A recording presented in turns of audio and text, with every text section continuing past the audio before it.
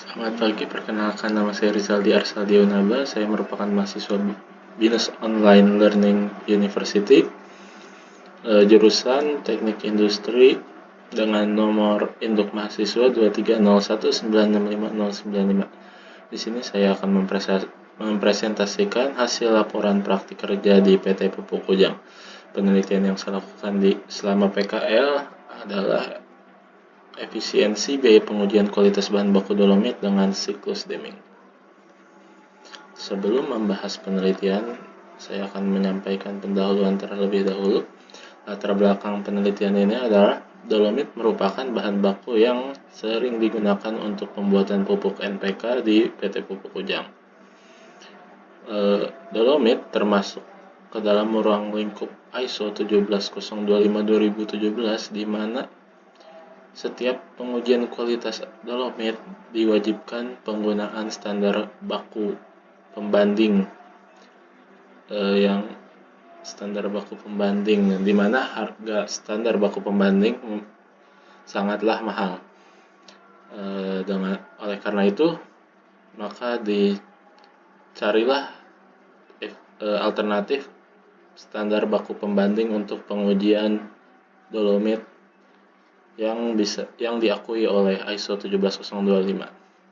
Rumusan masalah dari penelitian ini adalah ada bagaimana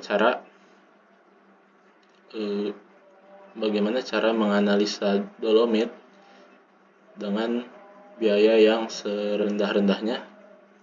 Yang kedua, memastikan analisa dolomit tetap akurat dan tertelusur. Selanjutnya, tinjauan pustaka. Yang pertama ada ISO 17025-2017. ISO 17025-2017 berisi tentang standar-standar yang perlu dipenuhi untuk laboratorium pengujian dan kalibrasi. Judul dari ISO 17025-2017 adalah Persyaratan Umum Laboratorium Pengujian dan Laboratorium Kalibrasi. Terdapat beberapa perubahan dari awal munculnya ISO 17025 hingga yang sekarang edisi terbaru merupakan 2017.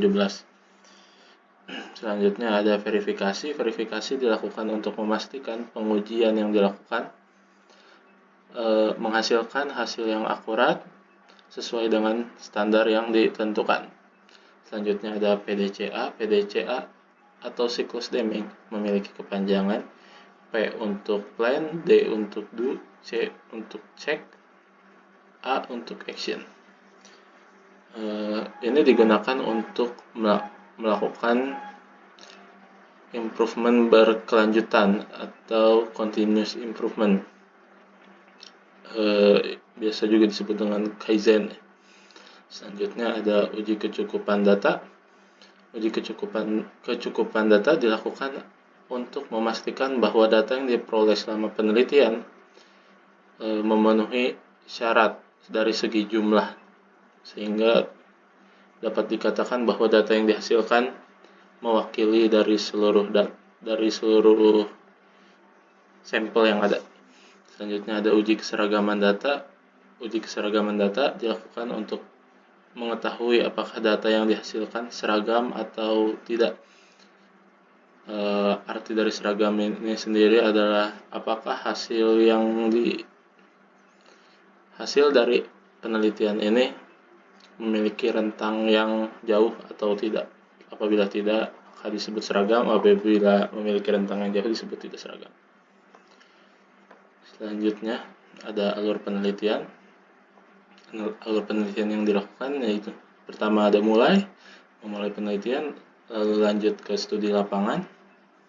Setelah studi lapangan dilakukan identifikasi masalah dari studi lapangan yang dilakukan. Setelah menemukan masalahnya dilakukan studi literatur untuk mengetahui apakah ada alternatif atau cara untuk menyelesaikan masalah yang ditemukan saat studi lapangan.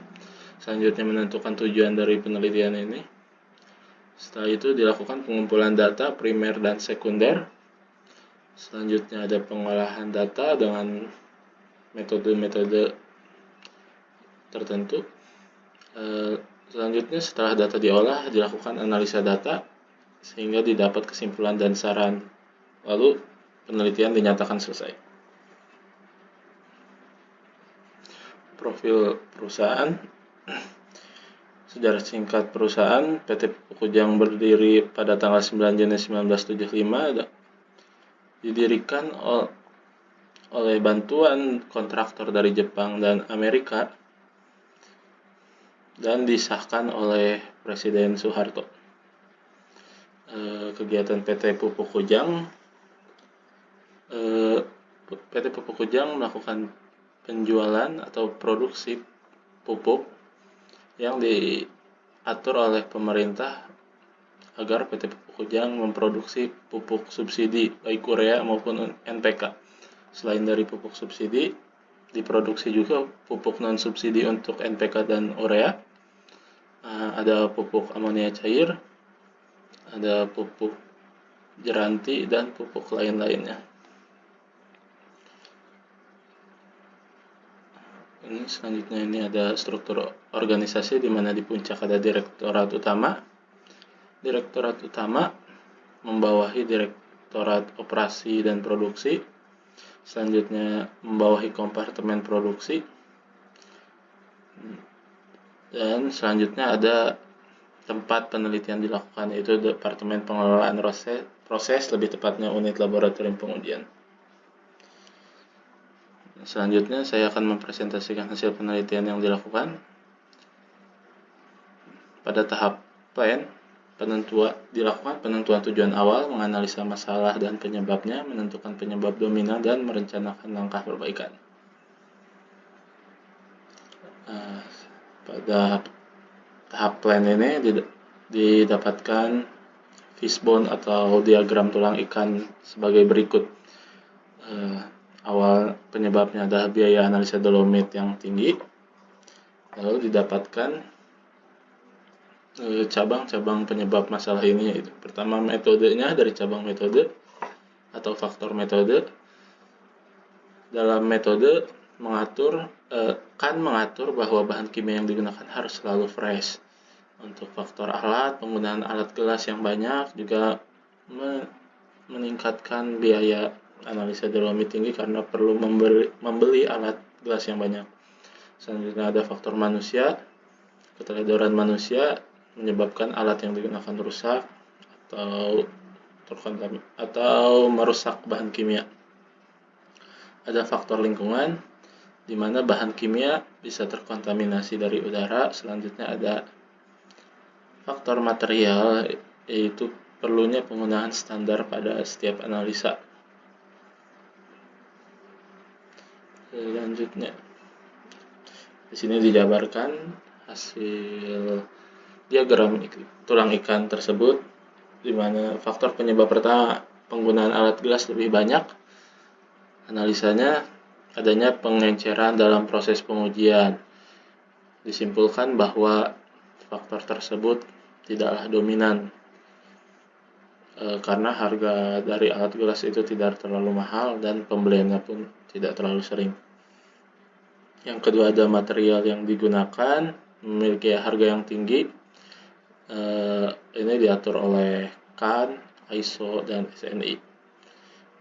Ini adalah faktor yang dominan karena harga untuk standar baku primer ini sangat tinggi. Ada faktor-faktor lain seperti kontaminasi, tingginya frekuensi analisa yang dominan, namun ini tidak bisa dilakukan apa-apa karena memang bahan bakunya diperlukan dan tidak bisa dikirim dalam jumlah besar sehingga pengirimannya harus dengan jumlah kecil. Selanjutnya ada alat gelas untuk analisa pecah, juga tidak dominan. Sekarang dilakukan pertanyaan, apa yang dilakukan? Pertama dilakukan pembuatan sampel kontrol sebagai pengganti CRM. Kenapa dilakukan? Untuk mengetahui efektivitas dan efisiensi yang dihasilkan.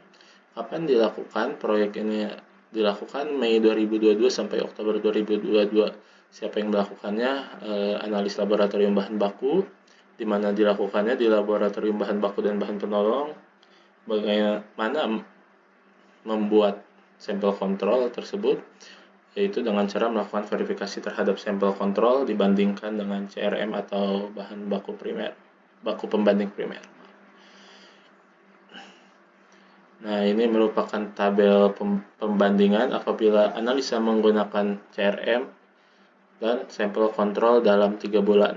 Dapat dilihat bahwa menggunakan CRM, untuk pembelian CRM selama 3 bulan harus mengeluarkan biaya sebesar 38.916.000, sedangkan apabila menggunakan sampel kontrol hanya perlu mengeluarkan dana sebesar 564.000, karena penggunaan CRM hanya dilakukan ketika pembuatan sampel kontrol, itu sekitar 3 bulan sekali. Sekarang pada tahap 2, yaitu pembuatan sampel kontrol dan pengujian kualitas. Setelah dibuat sampel dan pengujian kualitas, dilakukan pengecekan atau analisis data. Yang pertama ada uji akurasi. Uji akurasi dilakukan dengan menganalisa kualitas baku primer pembanding, di mana hasil dari baku primer pembanding tersebut haruslah sesuai dengan standar yang telah ditentukan secara internasional. Didapatkan hasil sedemikian rupa, yaitu 21,53 dan 21,59 dengan rata-rata 21,56.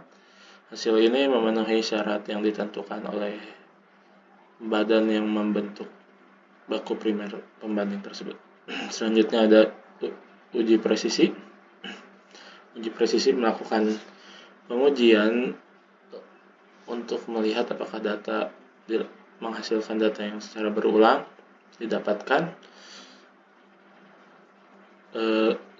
Persen CV-nya sebesar 0,92, di mana persen CV ini harus lebih kecil daripada 2/3 CV Horowitz untuk dinyatakan presisi. Di sini didapatkan persen CV lebih kecil dari 2/3 CV Horowitz, maka dinyatakan data ini presisi, atau analisa dari sampel kontrol ini presisi.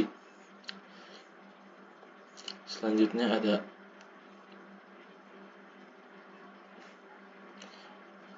ini untuk uji keseragaman.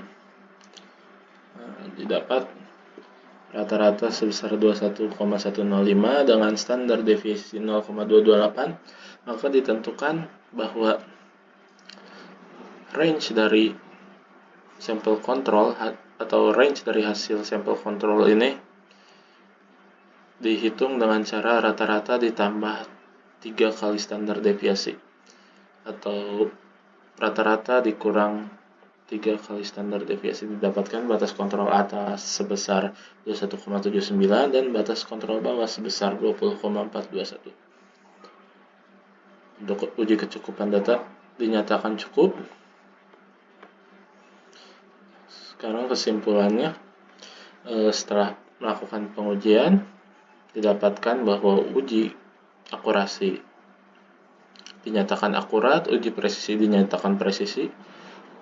Selanjutnya ada uji keseragaman data dan kecukupan data dinyatakan lulus atau lolos sesuai persyaratan. Maka kesimpulan yang dihasilkan adalah sampel kontrol dapat digunakan untuk pembanding ketika analisa kualitas bahan baku dolomit. Saran kedepannya, ini merupakan tahapan X pada PDCA. Saran kedepannya, laboratorium bahan penolong dapat menggunakan sampel kontrol untuk melakukan analisa bahan baku dolomit untuk menekan biaya pengujian kualitas bahan baku dolomit. Sekian dari saya. Terima kasih.